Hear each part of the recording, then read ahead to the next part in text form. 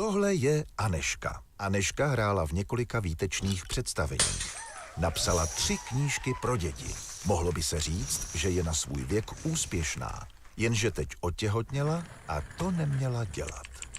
Úřednice Mirka nechápe, proč Anežku v systému nevidí a jak si mohla vydělat tak málo. Vždycky si myslela, že umělci si žijí na vysoké noze.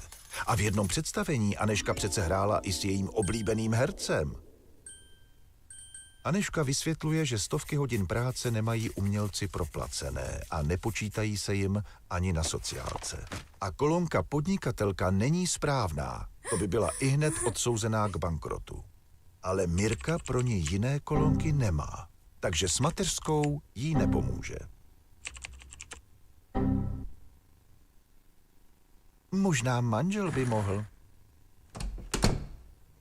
Jaká náhoda?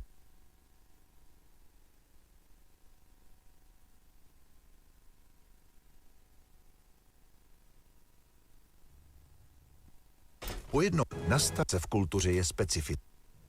Jaká náhoda, s Rudou se Anežka neviděla od školy. Vypráví mu, jak se má. A Ruda má prý řešení.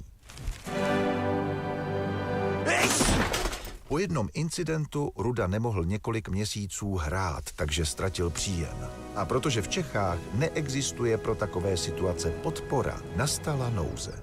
Rudovi ale došlo, že nic podobného už nechce zažít a ani nemusí. Ve většině zemí Evropy chápou, že práce v kultuře je specifická. Už 40 let tak přijímají různá opatření, aby měli umělci stabilnější pracovní podmínky. Například v Německu, Rakousku či v Chorvatsku stát za určitých okolností přispívá na sociální pojištění. V dalších zemích mají umělci při výpadku příjmu nárok na daňová zvýhodnění, na příspěvek v nezaměstnanosti nebo v případě pracovního úrazu. Celkem kolem 20 větších či menších opatření. V České republice jsme za 30 let nepřijali opatření žádné. Hurá se odstěhovat. Ale Anežka to tu má ráda a navíc hrát a psát v jiné řeči nedovede. Věří, že se situace zlepší. A to je Tomáš, režisér oceňovaných studentských filmů. I přes 10 let snahy se pořád nedaří sehnat prostředky na jeho celovečerní debut. A tak vyvíjí jiné projekty, stejně jako většina jeho vrstevníků. Měl by svou snahu teď vzdát, když mu Anežka říká, že ona na mateřskou nemá nárok? Ještě, že se začal připravovat ten seriál.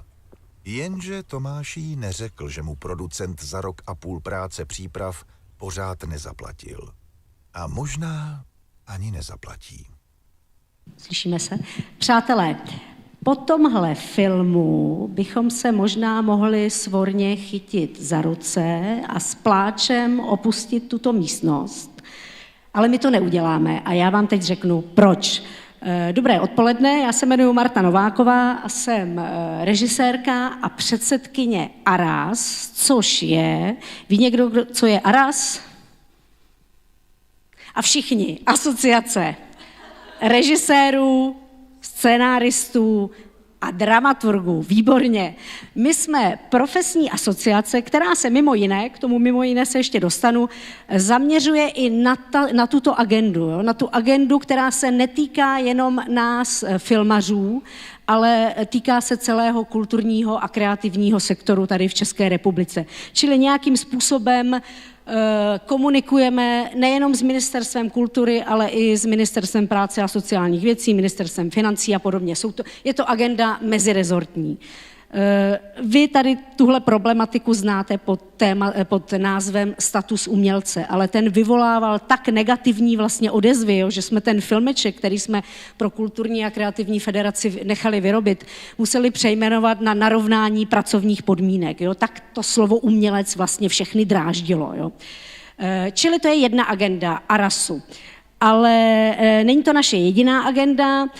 My se taky společně s jinými profesními asociacemi v českém audiovizuálním průmyslu, určitě znáte asociaci producentů v audiovizi APA, asociaci českých kameramanů a kameramanek, asociaci filmových střihačů a střihaček a podobně.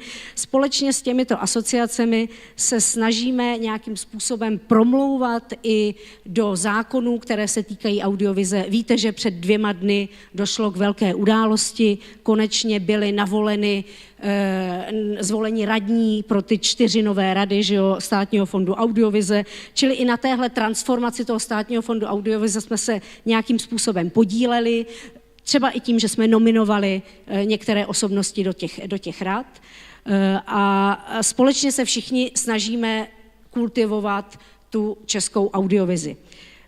Zároveň třeba jednáme s Českou televizí a dalšími televizemi a nějakým způsobem jsme prostředníkem mezi tvůrci a těmi vysílateli nebo nezávislými producenty, protože jak asi tušíte, producent není v tom vyjednávání úplně ta nejsilnější položka. Jo? Je to trošku takový ten osamocený bojovník proti té síle těch jako vysílatelů a podobně. No a my jsme pochopili, když se na nás začali obracet nejenom vlastně starší členové se svými často zoufalými případy, ale velice často se na nás začali obracet i mladí filmaři, kteří vlastně jsou vhozeni do té profese, aniž by tušili, co je čeká. Tak my jsme před pár lety založili sekci Čekatel, která je otevřena právě mladým absolventům filmových škol, studentům filmových škol v posledních ročnících studia, případně mladým filmařům, kteří tak dlouho čekají na ten svůj vysněný debut, jak jsme tady mohli vidět v případě Tomáše. Takže máme tady tuhle sekci Čekatel a pochopili jsme, že bychom se měli zaměřit právě na mladé filmaře, čili jezdíme na nejrůznější filmové školy, tady ve Zlíně už jsme byli taky několikrát a přivážíme prostě zajímavé osobnosti, které jsou prostě aktivní v té filmové industrii, které jsou aktivní v té své profesi. A já jsem velmi ráda, že jsme dnes mohli přivést mou nejoblíbenější přednášku, se kterou jsme tady ve Zlíně mimochodem už byli na univerzitě. Přivezli jsme přednášku, která je určena nejenom pro producenty, ale myslím si, že i hodně pro tvůrce, režiséry, scénáristy, aby věděli, že jo, jak vlastně vůbec, jednak jako, aby si dovedli představit, co ten producent taky musí dělat, ale jak se na to může podílet. Čili já bych teď ráda představila a pozvala ke mně Katarínu Tomkovou. Kataríno, pojď ke mně. Přátelé, Katarína je tady jedna, ale je to balíček 2 v 1, protože Katarína je lektorka, mentorka nejrůznějších mezinárodních projektů, kde spolu s mladými filmaři, nebo i staršími začínajícími filmaři vlastně se podílí na těch jejich filmech, kde prostě poznámkují ty jejich projekty, že jo, vždycky někam na týden odjedou a tam prostě pracují a podobně. Čili to je ten mezinárodní prostor, to je ten první balíček a druhý balíček, hlavně Katarína je producentka. Vy určitě znáte filmy jako Světlo placho, Služebníci, 107 matek, znáte produkci Pankhard Films a Kaleidoskop. Tak to jsou vlastně firmy, ve kterých Katarína figuruje. To jsou filmy, které pravidelně vlastně mají premiéry na festivalech v Benátkách, v Berlíně a podobně. A Katarína je tady i proto, protože vlastně vnímám, že právě jako ona k těm tvůrcům přistupuje s jakousi empatií a respektem, které tady tyhle vlastnosti někteří producenti už nemají, jo, a někam se to vytratilo, tady ten respekt a ta vlastně ten partnerský vztah tvůrce, producent. A já vnímám, že Katarína je taková a já už jí předávám slovo, protože tahle přednáška je skvělá a jsem ráda, že jste tady a budete úplně, já vám závidím, že ji uslyšíte poprvé a pak budeme odcházet z tohoto sálu a nebudeme plakat, ale budeme šťastní a víme, že prostě všechno bude lepší. Předávám ti slovo, Kataríno. Ďakujem veľmi pekne, Marto. Ja sa teraz aj bojím začať, lebo Marta ma tak úžasne predala, že sa bojím, že to bude skôr sklamanie ako... Tak ďakujem, že ste prišli. Ak sa nestydíte, tak pokojne príďte aj viac dopredu. Ak vám je pohodlne vzadu, pokojne buďte aj vzadu. Ja si sadnem a budem si čítať veľa mojich poznámok, pretože mám dokonca niektorých mojich známych, ktorí ma volajú Dory, pretože veľa vecí, ktoré nemám zapísané, zabudám. Ale bola by som takisto rada, napriek tomu, že toto je prednáška, keby to mohla byť aj diskusia. Musím povedať, že túto prednášku obyčajne robím na 1,5 až 2. Takže je pre mňa dnes veľký challenge to skrúhnuť na 50 alebo v podstate takých 45 minút, keď sa správne pozerám. Čiže niektorými vecami tak viac menej preletím. Ale keď budete mať nejakú otázku tým, že nám veľmi nezvýši čas na Q&A, tak sa vôbec nebojte ma odchytiť potom po prednáške, ak ste viac bojazliví. Ak nie ste viac bojazliví a chcete sa zapojiť do debaty, tak budem rada, keď ma úplne prerušíte. Otázky by mali byť hovorené do mikrofónu, takže kvôli tomu, že táto session sa nahráva. Predtým, než začneme, chcela by som len povedať toľko, že nič z toho, čo hovorím, nie je žiadne písmo sväté, že to nie je napísané kdesi do kameňa a už sa to nikdy nemôže meniť. A určite tam budú nejaké výnimky. Tým, že túto prednášku robím obyčajne v angličtine, tak sa ospravedlňujem za veľkú mieru anglikanizmov a amerikanizmov, ktoré vlastne vychádzajú z toho, že väčšinou tieto veci komunikujem v anglickom jazyku, ale aj z toho, že niektoré výrazy proste nemajú úplne adekvátnu slovenský alebo český preklad. Čiže predtým, než začneme, kvôli tomu, že budem používať aj nejakú mieru angličtiny, prosím, ruka hore, kto je v miestnosti a vôbec nehovorí po anglicky alebo nerozumie po anglicky. Výborne. Tak si prosím, nevšímajte automatizované slovenské preklady, ktoré sú súčasťou prednášky. Dobrý deň. Koťátko, to mi už dávno nikto nepovedal. Ďakujem za tento... Áno, najkrásnejšie. No, tak ja by som rada vysvetľovala o filmových projektoch. Mohla by som vás poprosiť, potrebujem pokračovať, lebo mám naozaj veľmi obmedzený čas. Áno? No. Mezi starým a nový zákon je jedna vec. Neviem. Ja som hral v vašem Bratislavskom národnom divadle. Milujem svého bližného ako svojho sebe. Jo. Vy znáte sa na sebe? Áno. Ďakujeme pekne. Mohli by sme vás poprosiť, ja by som rada pokračovala. Ďakujem veľmi pekne. Ďakujeme. Ja by som pokračovala. Chcem sa spýtať, máme tu, aby som len zistila, koho máme tu v miestnosti, kto sú v miestnosti producenti? OK. A autori, čiže scenáristi, režiséri? Áno, super. Máme tu nejakých zástupcov fondov alebo iných inštitúcií? OK, dobre. Dobre. Čiže trošičku o tom, prečo vám budem hovoriť, čo vám budem hovoriť. Vyskúšala som si rôzne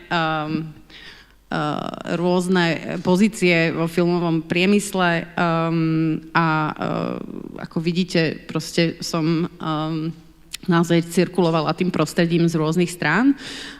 Gro toho, čo budem spomínať, vychádza z mojej práce pre Slovenský filmový ústav, kde som robila pre zahraničné oddelenie, ešte v časoch, kedy, povedzme, slovenská audiovízia nebola tak medzinárodne etablovaná a tým pádom sa s mojou kolegyňou, ktorú som mimochodom stretla na chodbe, Sašou Strelkovou, stávalo, že sme boli akýmsi mediátorom medzi tým vonkajším medzinárodným svetom a slovenskými producentami a teda môžem povedať, že za tých 8 rokov, čo som robila pre Slovenský filmový ústav, veľa tých materiálov prešlo obidvomi stranami.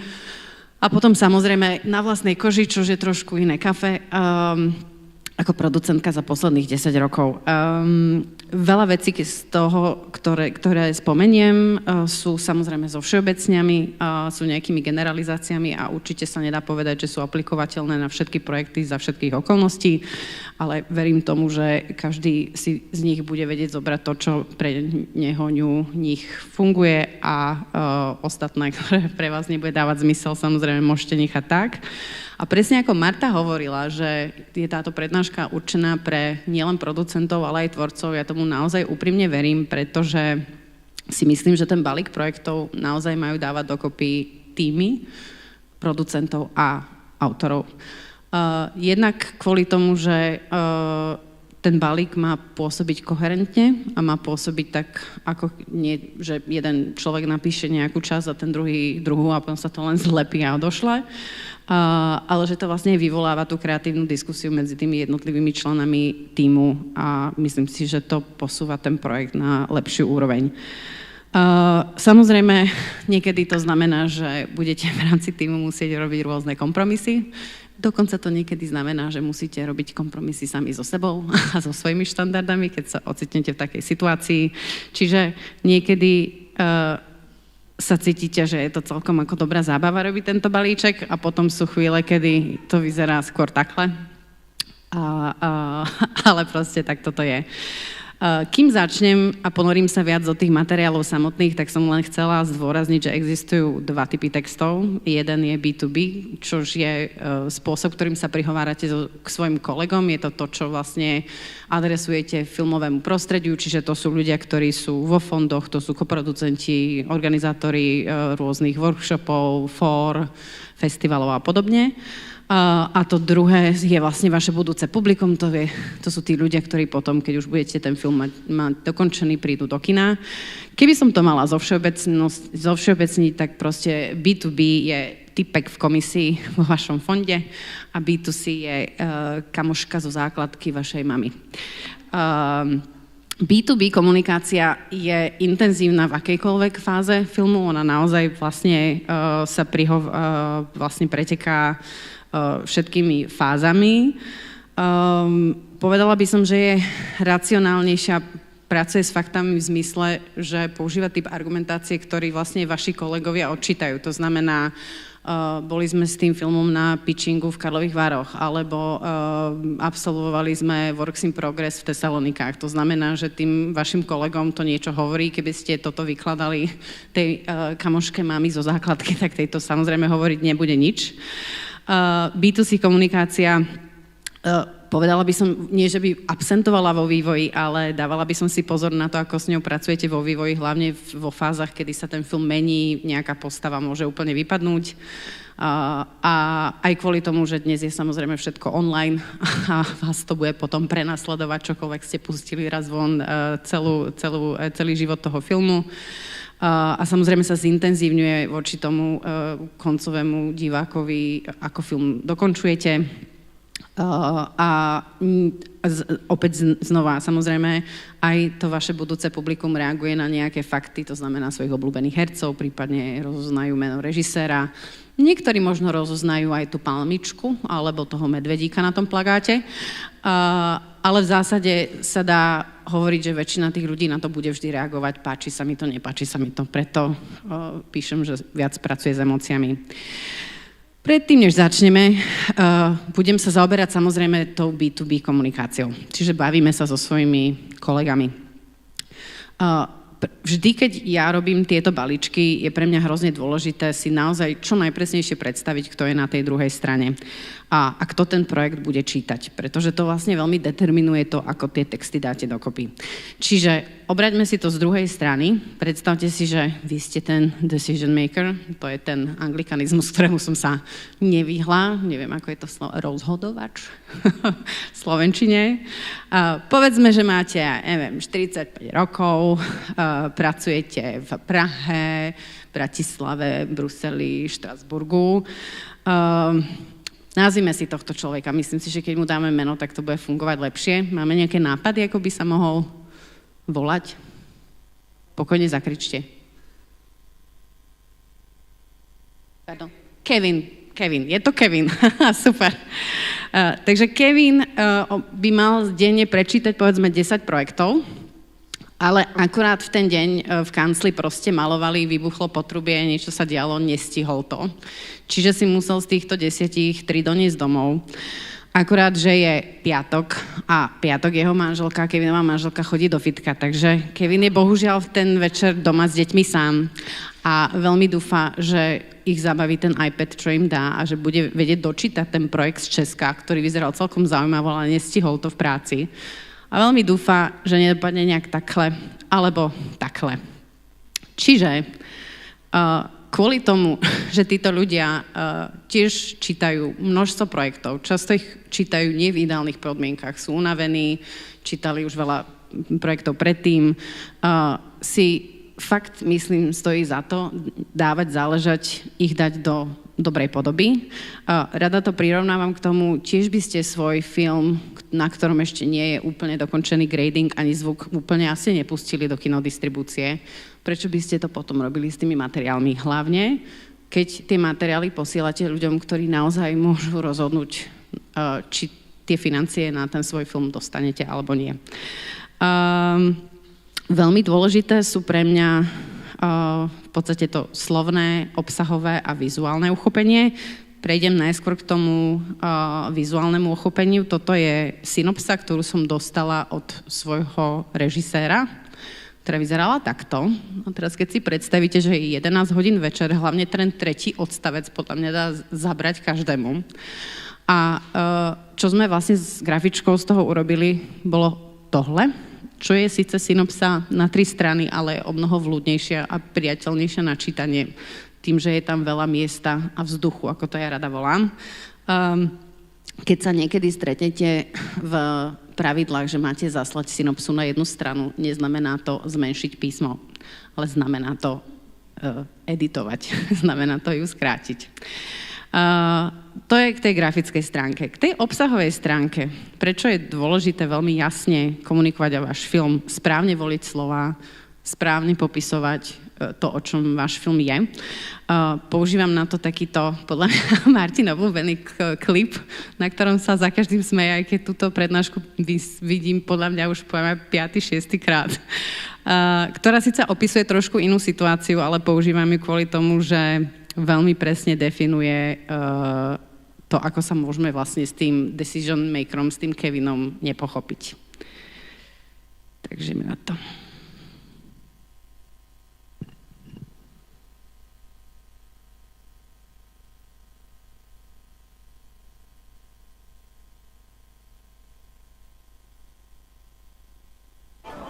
Oh, dis donc, j'ai vu un film incroyable sur Canal+, La Marche de l'Empereur. La Marche de l'Empereur. Oui, c'est grandiose. Ça se passe en Antarctique. Ah bon? T'as des centaines d'empereurs qui marchent sur la banquise pendant des jours et des jours. Parfois, ils glissent sur le ventre pour aller plus vite. Tu vois? À un moment, il y en a un qui se fait dévorer par un phoque. C'est horrible. Mais t'as aussi des passages hyper émouvants, comme quand il se passe les œufs.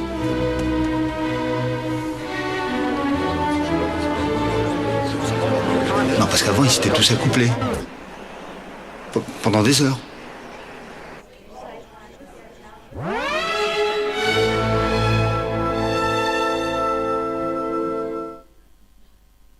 Message je jasný, komunikovať jasne a správne. Toto je presne moment, ktorý trošku skipnem, pretože na ňo nemáme čas, ale v zásade plus minus autobus, toto by boli miesta, kde ten balík budete používať. Budete ho používať samozrejme vo svojej vlastnom jazyku, budete ho používať v angličtine a v tých krajinách, kde hľadáte partnerov samozrejme. Keby ste niekto mali k tomuto ďalšie otázky, tak to môžeme rozobrať po prednáške. A teda, čo sa teda nachádza v tomto tajomnom B2B balíku, je opäť raz v zásade plus minus to, čo vidíte na zozname, môže to byť niekedy menej, niekedy viac, nie všade všetko. Často to býva súčasťou nejakých online formulárov. Keď komunikujete priamo s partnermi, tak to môže byť niečo, čo posielate e-mailom. Ak je to e-mailom, tak od fotografií moodbookov ďalej, to znamená teaser a scenár by bolo niečo, čo by som posielala, až keď vidím záujem zo strany toho partnera, neposielala by som to úplne v prvom vrhu. A teraz vlastne si prejdeme všetky tieto body spoločne, čiže základné údaje, opäť raz v zásade plus minus podobné tieto údaje, ktoré vidíte na skríne. Pár možno nejakých poznámok. Často vidím v zátvorke za názvom filmu pracovný názov. Tiež je to vec, ktorú necítim, že by sme si nejak práve v tej B2B situácii museli vysvetľovať. Sme kolegovia, všetci vieme, že tie názvy sa môžu meniť. Zároveň by som rada podotkla, že nie je veľmi správne alebo efektívne ten názov meniť veľmi často, keď prechádzate z fáze do fáze vo vývoji a výrobe filmu. Mne sa viackrát stalo, že už vo výrobe filmu sme vedeli, že ten film sa bude volať inak, ale pre jednoduchú situáciu sme to až do vlastne releaseu filmu nechali v tom pôvodnom znení. Dávala by som si pozor aj na popis žánru. Často, keď v prihláškach vidím, že je to filozofické sci-fi s prvkami komédie a rodinnej drámy, začínam trošku byť neistá a pochybovať, či tento tým úplne presne vie, čo vlastne chce predať. Môžete to vždy robiť tak, že pomenujete hlavný žáner a všetky ostatné subžánre alebo elementy, ktoré používate, viete pekne vysvetliť aj v rôznych autorských alebo producentských explikáciách. Dávala by som si pozor, hlavne keď je to stránka v katalógu na rôznych, povedzme, fórach, aby som neuvádzala na tej stránke nepotvrdené veci. Môj obľúbený príklad je, keď raz napíšete, že máte v hlavnej úlohe Cate Blanchett a potom ju tam nebudete mať, tak na veky budete mať razítko toho projektu, ktorý nemal nakoniec tú Cate Blanchett. Trochu by som sa prizastavila pri tom, ako sa správne názvy uvádzajú v originálnom a anglickom jazyku.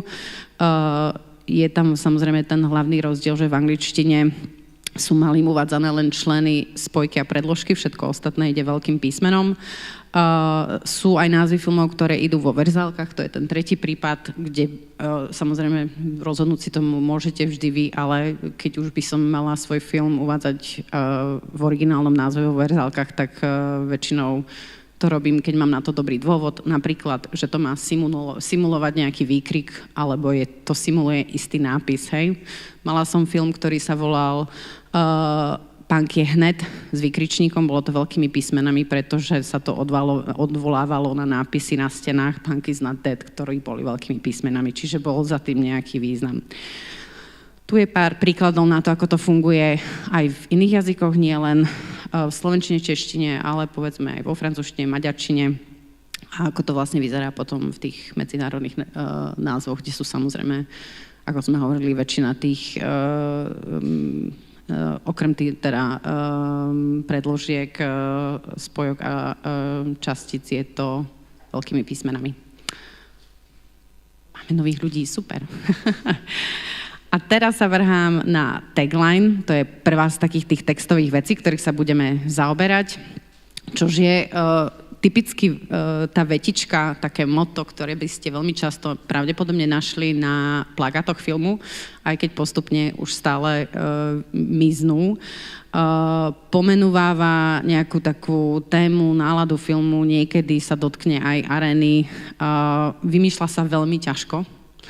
A preto väčšinou, keď to so svojím tímom mám vymýšľať, tak si zoberieme nejakú hlavnú fotku, aj keď sme v skorom vývoji, zoberieme si fotku, zoberieme si názov a vlastne najlepšie nás stimuluje, keď si predstavíme nejaký budúci plagát toho filmu, že vlastne to pomáha. Často, keď sú moji autori zaseknutí, tak to urobím tak, že napíšem pár veľmi, veľmi špatných taglineov a to ich neuveriteľne stimuluje, lebo potom mi povedia, toto je hrozné, ale ja mám skvelý nápad. Čiže sa môžete takto navzájom stimulovať. A aby sme si to tak najlepšie vysvetlili, mám pripravenú takú menšiu hru, takže pokojne môžete vykrikovať.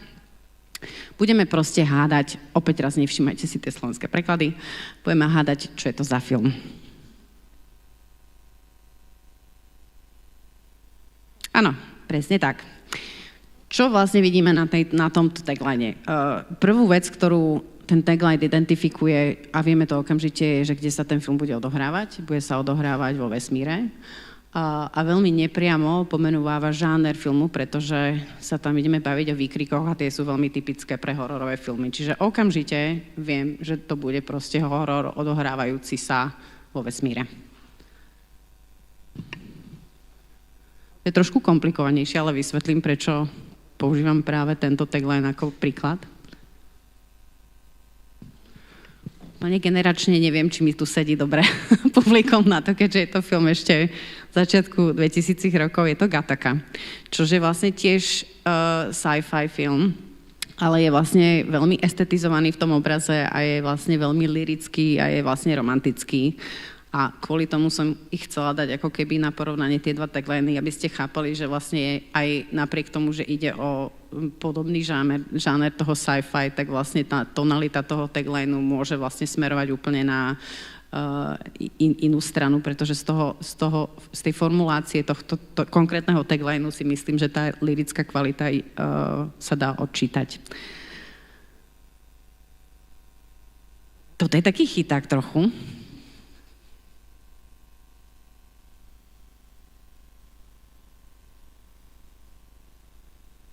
No, som počula, povedzte to nahlas. Áno, sú to Čelustie, ale sú to dvojka. A prečo? Lebo najskôr sme si mysleli, že to nebolo bezpečné, potom to bolo a potom to zase nie je. Čiže vlastne strašne pekne ten tagline vlastne hovorí o tom, že ide o druhú časť. Nehovoriac o tom, keby sme videli plagát, tak je nám to všetkým jasné.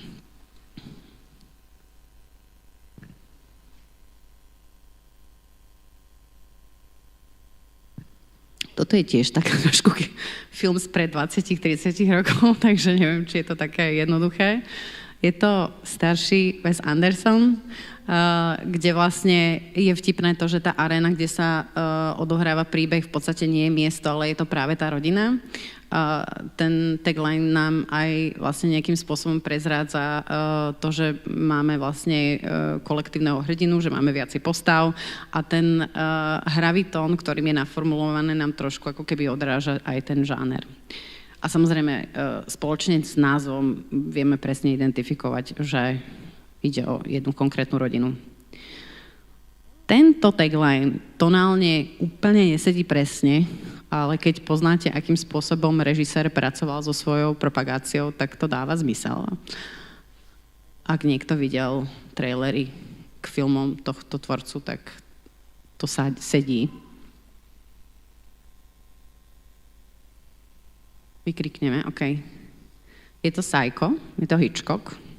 A opäť raz nepresne, ale presne pomenúváva arénu, pretože kde je to miesto, kde sa ubytujete, vybalíte, relaxujete, je to samozrejme hotel, v tomto prípade motel. A ešte dokonca presne notoricky známu scénu z filmu vypichuje. Je pravda, že je to veľmi komický take na tagline hororového filmu, ale ak niekto videl niekedy Hitchcockové trailery, tak to pochopí. A ak ste ich nevideli, tak si ich pozrite.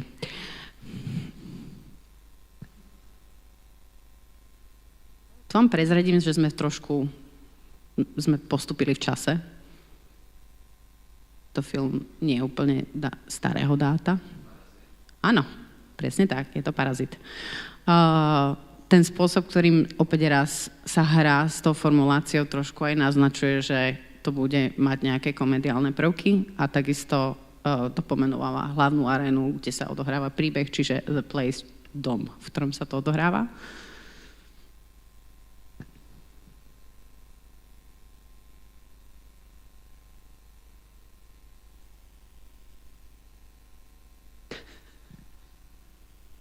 Jo. Je to substance. Kde vlastne nie sú pomenované postavy ani aréna, ale skôr vlastne ten základná zápletka alebo ten koncept celého filmu. Svoje aby ste vedeli, že to nie je úplne jednoduché s tými taglinami, tak svoje pokusy len tak rýchlo preletím. A vlastne ich budem spájať aj s tými plagátmi, pretože oni s tými plagátmi fakt veľmi súvisia. To je film Koza, kde sme mali vlastne rovnaký tagline aj v angličtine, aj v slovenčine, ale používali sme rôzny vizuál. 5.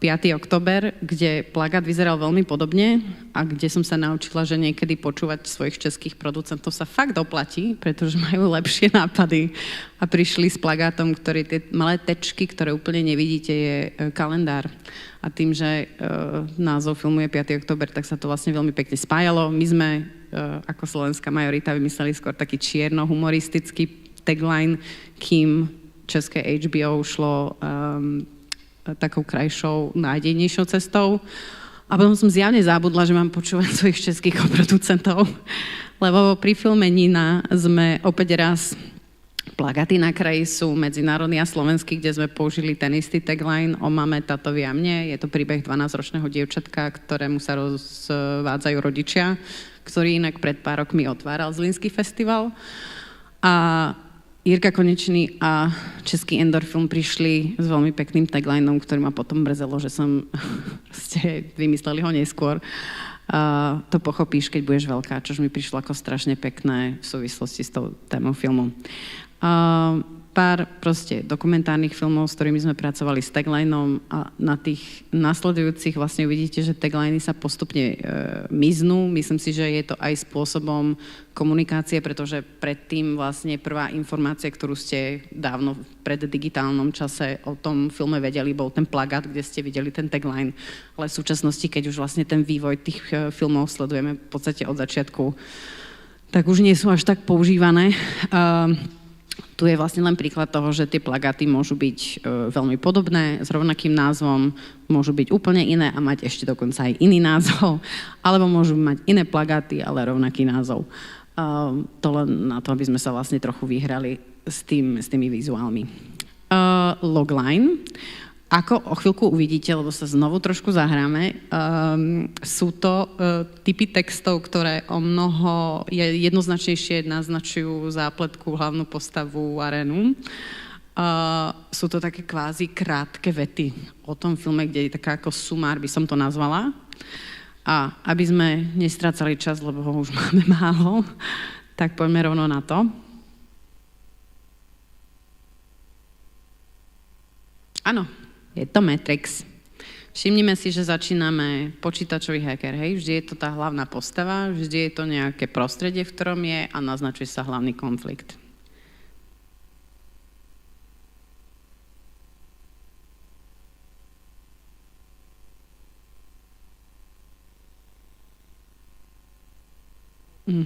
Je to mlčanie jahnetok. Zase opäť všimneme si, mladá kadetka FBI, hej? Vždy sa to začína tou postavou.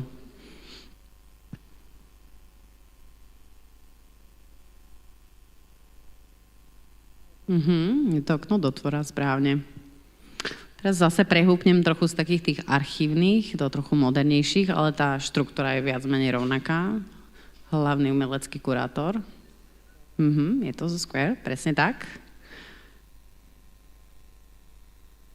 Practical Joking Father. So zubami je samozrejme Tony Erdmann, áno.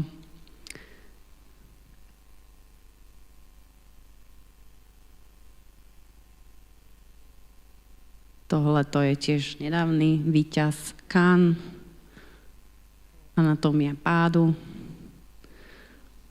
alebo tiež nedávny víťaz Oscarov podľa mňa. Opäť raz, aj keď máme viaceré hlavné postavy, tak vždy sa to začína popisom tých postav. Čož je A Real Pain, alebo príklad, ktorý sme tu už mali v inom formáte, čož je samozrejme substanca. Jo. Pre nedostatok času sa vrátim k tomuto rozdielu medzi taglineom a loglineom neskôr. Poďme rovno na synopsu. Je to už o mnoho komplexnejší tvar, ktorý často pomenúva, alebo mal by pomenúvať tú hlavnú postavu aj menom. Presnejšie popisuje zápletky, často popisuje aj vedľajšie postavy. Pár dobrých tipov z mojej strany. Ak sa váš film odohráva na nejakom špecifickom rozpätí, že sa napríklad odohráva za 24 hodín, alebo za týždeň, alebo v nejakom konkrétnom časovom rozpätí, čo sa týka ročných období, je dobré to vlastne nejakým spôsobom dostať aj do tej synopsy, aby som chápala, v akom časovom rozpätí sa pohybujeme. Takisto, ak sa odohráva v nejakom časovom špecifickom období a napriek tomu, že napríklad mne sa rok 2000 vôbec nezdá ako historický, je to potrebné spomenúť, pretože nejaké veci fungovali inak a už je to v podstate film z nejakej časovej éry. A to isté platí aj pre rôzne námety, v ktorých, povedzme, sci-fi, fantasy, keď predstavujete nejaký svet, ktorý sa trochu správa podľa nejakých svojich vlastných regulí a nejakých vlastných podmienok, my vlastne potrebujeme hneď na tom začiatku chápať, že sa ponárame do sveta, ktorý funguje nejakým iným spôsobom. Často pri historických námetoch dávať pozor, aby z tej synopsy nebolo niečo, čo obyčajne volám Wikipedia pitch, aby to nebolo viac o tom historickom backgrounde, ako je to o vašich postavách. Ja keď som ten Kevin, ktorý rozhoduje, či dáme peniaze alebo nie, bude ma v prvom rade zaujímať, ako vy vidíte tú postavu, ako vy vidíte jej konflikty, ako vy vidíte nejaké ako naratívnu štruktúru svojho diela a nie ten historický background. Pozor aj na, a to je vlastne niečo, na čo upozorňujem veľmi často aj v explikáciách, aby tie formulácie neboli príliš efemérne alebo generalizujúce, pretože čím nekonkrétnejší budete, tak to vlastne má u toho Kevina dve zásadné veci. Jednak sa s nimi nestotožní, nevie si ich úplne predstaviť a čokoľvek si proste nepredstaví, sa o mnoho ťažšie dostáva do tej emocionálnej roviny toho človeka. A dva, čokoľvek si neviem predstaviť, mám tendenciu o mnoho ľahšie zabudnúť a potom si to nepamätať. Čiže aby som si ten váš projekt spomedzi tých 10-20, ktoré ten deň mi prejdú rukami, čo najlepšie zapamätala, čo najviac vlastne pochopila jeho tonalitu a vlastne tú jeho špecifickosť, tak si myslím, že je dobré sa naozaj zamerať na to, aby aj slová, ktoré volíte pre popis toho deja, boli čo najpresnejšie tonálne voči tomu, ako chcete ten film urobiť. Rada používam príklad, vy mi v tej synopse nemusíte hovoriť, že je to hororový žáner alebo je to komediálny žáner. Je preferujúce, aby ste ten text napísali tak, aby bol smiešný, alebo aby bol strašidelný. Pozor na rôzne dĺžky. Myslím si, že je fajn si pripraviť vopred rôzne rozsahy, aby sa vám potom nestávalo, že narýchlo proste krátite a vznikne vám 10 verzií 300 znakovej synopsy a potom vlastne zase budú vám tieto verzie lietať po internete. A tak ako mne sa potom stane, že nejaký vychytralec pri premiére filmu proste vyhrabne starú synopsu z vývoja, ktorá je proste dávno iná a je proste milión verzií toho textu. A vlastne synopsa je vec, ktorá obyčajne nie je podpísaná, je to vlastne prezentácia toho projektu. Pár príkladov, aby sme to chápali, ja to potom len tak ako preletím trošičku, aby sme ušetrili čas. Toto je samozrejme zase substance. A dostávam sa k tomu, čo som vlastne chcela vlastne vypichnúť. Je fajn tieto texty písať tak, že ich píšete v kontexte jeden druhého. Čož neznamená, že ich musíte nevyhnutne písať v poradí, že začnete taglineom a skončíte synopsou. Pokojne začnite z tej strany, ktorá vám najviac vyhovuje. A takisto to neznamená, že musia proste ísť nejak cez kopírák, ale keď si ich takto zoradíte, tak oni by si nemali odporovať, mali by vlastne rozvíjať tú istú tému, ale proste uchopovať tú tému a ten námet filmu trošku z inej strany. Samozrejme logline a synopsa sú o mnoho konkrétnejšie a vlastne samozrejme tá synopsa z tých troch bude určite ten najkonkrétnejší text. Čiže to je preklad. Tu máme Brutalistu napríklad. Ako vidíte vlastne v tom logline je popísané zase, tie postavy sú bez mena, kdežto v synopse už ide do konkrétnosti. Tagline vystihuje nejakú ako hlavnú ideu alebo motto filmu. Toto je vlastne Ildiko Enyedi a jej film O tele a duši. kde opäť raz v tej synopse sú konkretizované postavy. V logline vieme ten základnú ako keby zápletku filmu a tá úplne najtonálnejšia vec je tagline.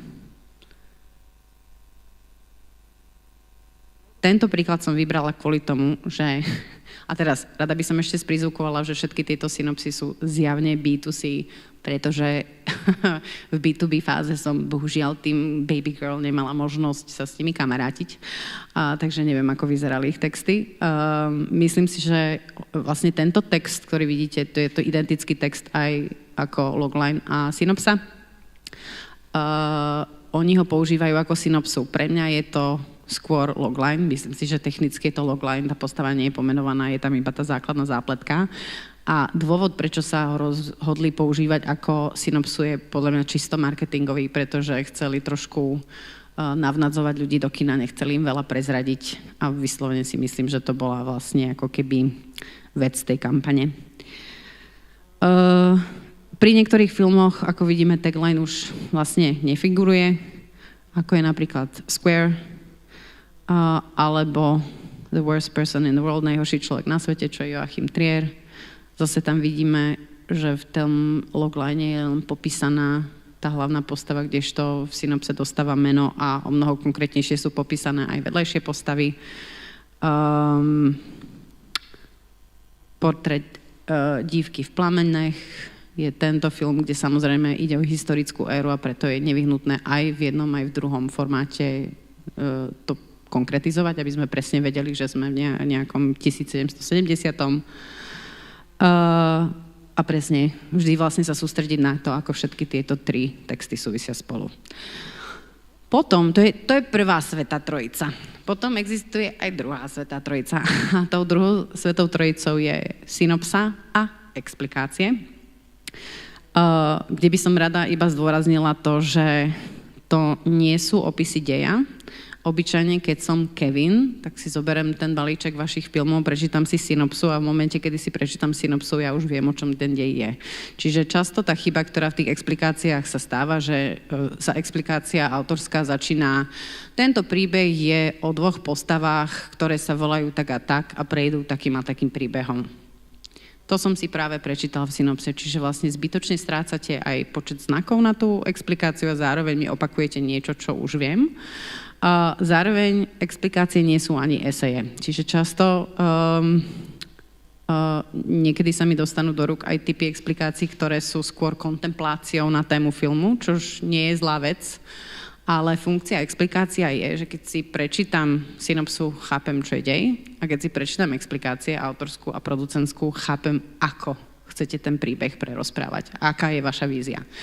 A pokiaľ v autorskej nájdem iba pomenovanie tém, je to tak na pol ceste, lebo rozumiem, že ten človek chápe a správne identifikuje tému filmu, ale zároveň, keď zavriem oči, ja si vôbec neviem predstaviť, či to robíte cez nejaký ako realistický, autentický až dokumentaristický spôsob, alebo sa skôr prikláňate k niečomu tonálnejšiemu, štilizovanejšiemu, pôjde o nejaký dynamický strih alebo špecifickú prácu s obrazom, to je samozrejme z tej režijnej strany, ale dokonca môže ísť aj o nejaké špecifické naratívne voľby, ktoré ste v tom projekte urobili. Neviem, používate flashbacky alebo používate nejaký spôsob, ktorým nejaké postavy spolu súvisia, alebo práve tú tému filmu zdôrazňujete alebo zobrazujete nejakou postavou alebo nejakým konfliktom postav.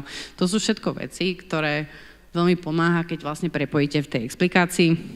Samozrejme, z tej autorskej stránky, z producentskej stránky je to skôr o tom, keď mi pomenujete tie témy filmu alebo elementy, tak sa to dá pekne spojiť s tým, akému cieľovému publiku chcete tento film kvôli práve tým elementom ponúknuť. Či má silný lokálny alebo skôr medzinárodný potenciál. Je to film, ktorý skôr pracuje s mainstreamovým publikom alebo ide skôr po tom festivalovom publiku a tak ďalej. Čiže samozrejme, závisí veľmi od dĺžky. Keď máte producentskú explikáciu, ktorú môžete napísať na 3 strany, samozrejme tam bude kopec iných vecí od zelenej stratégie a realizačnej stratégie a komentár k budžetu a podobne.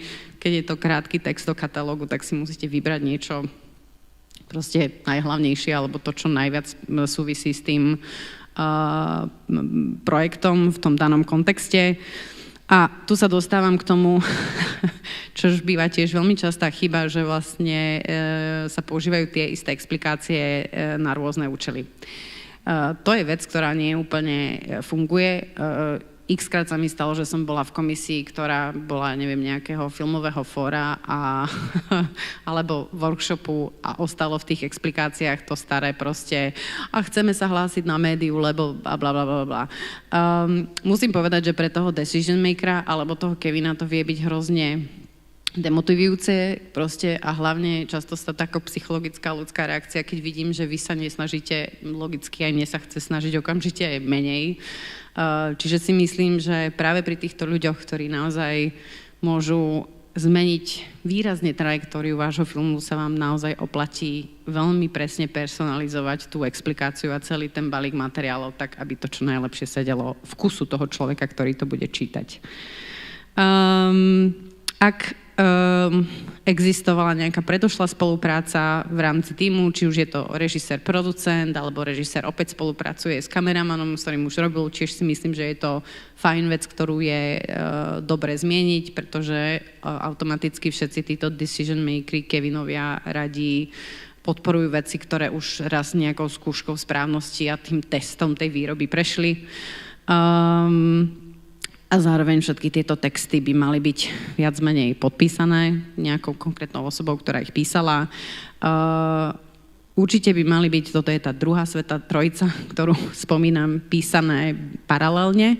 Samozrejme, autori si píšu svoju a producenti si píšu svoju, ale je veľmi veľká škoda, keď vlastne jednak sa niektoré veci vyslovene opakujú v obidvoch, pretože si zase zbytočne zahlcujete počet znakov, ktorý je limitovaný často a zároveň je určite fajn sa potom posadiť a povedať si, že v ktorom z týchto troch textov tá informácia, ktorú potrebujete tomu Kevinovi dať, úplne žiari najviac, kde je najlepšie miesto.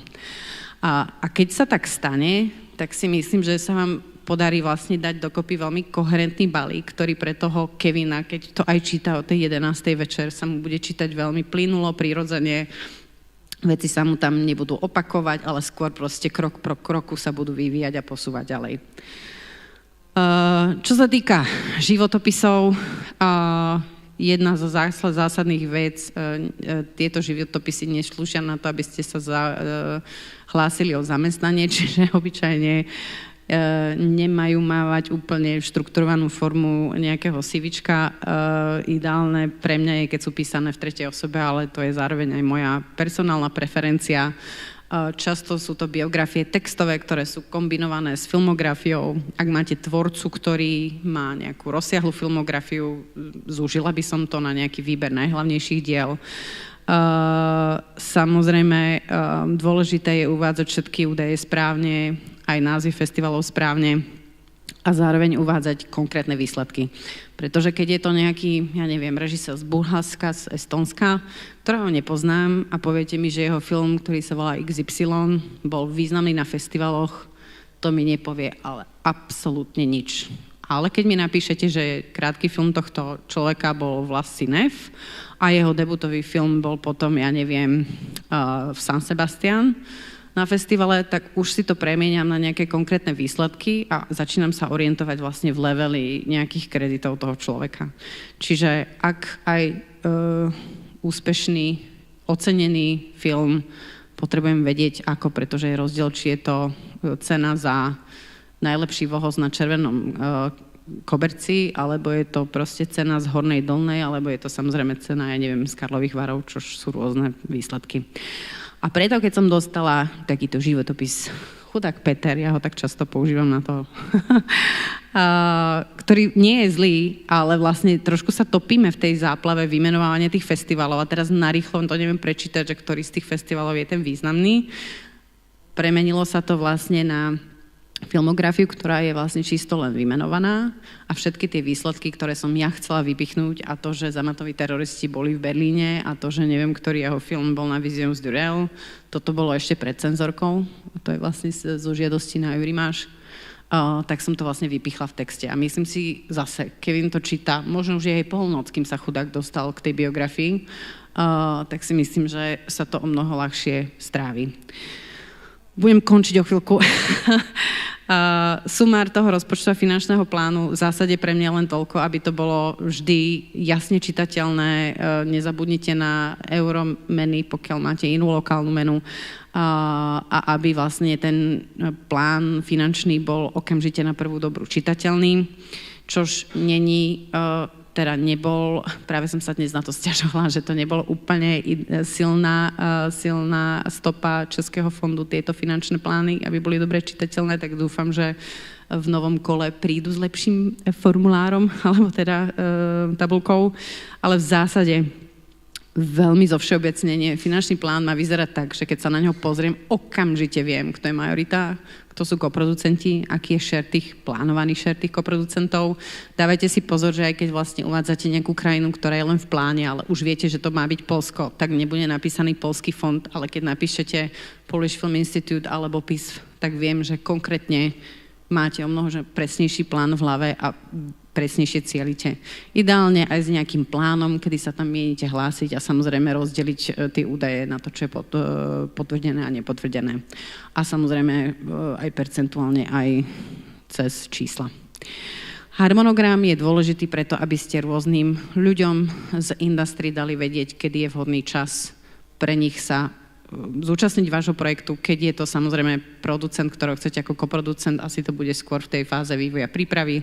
Keď som sales agent, tak sa budem sústrediť skôr na to postprodukciu, dokončenie. Pri ďalších materiáloch by som si dávala pozor naozaj na formátovanie ako grafické pri scenároch, tak aj textové alebo obsahové. Dávala by som si pozor na vnútorné monológy a popisy, ktoré vlastne obsahovo nemajú v tom scenári byť. Niektorí Kevinovia sú na to vyslovene hákliví. Naozaj by som zainvestovala, ak je tá možnosť, do nejakej fajn vizuálnej a dizajnovej prezentácie, ale zase pozor na to, aby to nebolo kompletne prefarbičkované, aby to bolo kompletne 1500 fontov a aby to vlastne správne reflektovalo ten vizuál vášho filmu. Ak používate referencie, pozor len na to, dávala by som si pozor, aby toho nebolo príliš veľa. A ak aj zmieňujete nejaký film, buďte veľmi presní, prečo ho zmieňujete. Kvôli tomu, že mal rovnakú farebnú tonalitu, alebo pracoval s hercami tak, ako vy chcete pracovať, alebo používal strih, alebo typ hudby, takisto ako vy chcete používať vo vašom filme. Čiže len, aby vlastne bolo jasné, čo konkrétne referujete. A už budem končiť, skoro som to stihla. V zásade najhlavnejšie veci, na ktoré by som si dávala pozor, sú vágne popisy, ktoré nikomu nič nepovedia. Často napríklad v producentských explikáciách nachádzam. Toto je ojedinilý film a som neskutočne šťastná, že ho budem produkovať. No, predpokladám, že by ste tam nenapísali opak. A takisto predpokladám, že keby ste sa vám zdalo, že ten film je úplne o ničom a nechcete ho produkovať, tak tam ani vlastne nežiadate s tým filmom tie prostriedky. Čiže si myslím, že čím konkrétnejšie pomenujete, chcem na tomto filme pracovať kvôli tomu, že vidím neskutočný talent v tomto režisérovi a spôsob, ktorým rozmýšľa o konfliktoch spoločnosti, ktoré sú relevantné dnes, sú veľmi významné aj pre nás a myslím si, že môžu zaujať širšie medzinárodné publikum. To už je informácia, ktorá mi niečo hovorí. Pozor na zlé preklady. Čítala som Treatment jej scenáre, ktorý kompletne zabil zlý anglický preklad. Buď to bolo proste moja netier, ktorá bola v Anglicku ako oper, mi to preložila, alebo to bol nejaký automatický prekladač. Tu je moja obľúbená česká historka Your Eyes September, čož je Tvoje oči záži. Takže úplne sa na tieto preklady nedá spoliehať. Určite by som si dávala pozor na to, aby som všetky tieto materiály posielala v PDF, aby sa na tej druhej strane nerozsypali. A je veľmi vľúdne voči všetkým Kevinom, keď ich prípadne aj tým mailom neposielate len ako scenár.pdf, pretože tých scenárov ja takýchto môžem dostať veľa rôznych projektov a je fajn podľa názvu vedieť identifikovať, ktorého projektu sa to týka, v akom je to jazyku a prípadne aj ktorá je to verzia, z ktorého dátumu. Čiže, aby som to zdrhnula, myslím si, že jasné a dôvtipné pomenovanie a koherentné pomenovanie a dávanie dokopy týchto materiálov vám určite bude nápomocné a je o mnoho lepšie ako nejaká zbytočná a chaotická veľkoleposť a myslím si, že o 3 sekundy mi práve dojde čas. Takže by som sa vám chcela veľmi pekne poďakovať a stále platí to, že sa tu ešte chvíľku budem pohybovať, čiže ktokoľvek má nejakú konkrétnu otázku na mňa, veľmi rada na ňu odpoviem a snáď vám táto prednáška k niečomu bola vhodná a želám veľa šťastia s vašimi balíkmi, aby všetci Kevinovi na vás nasypali čo najviac peňazí. Ďakujem veľmi pekne.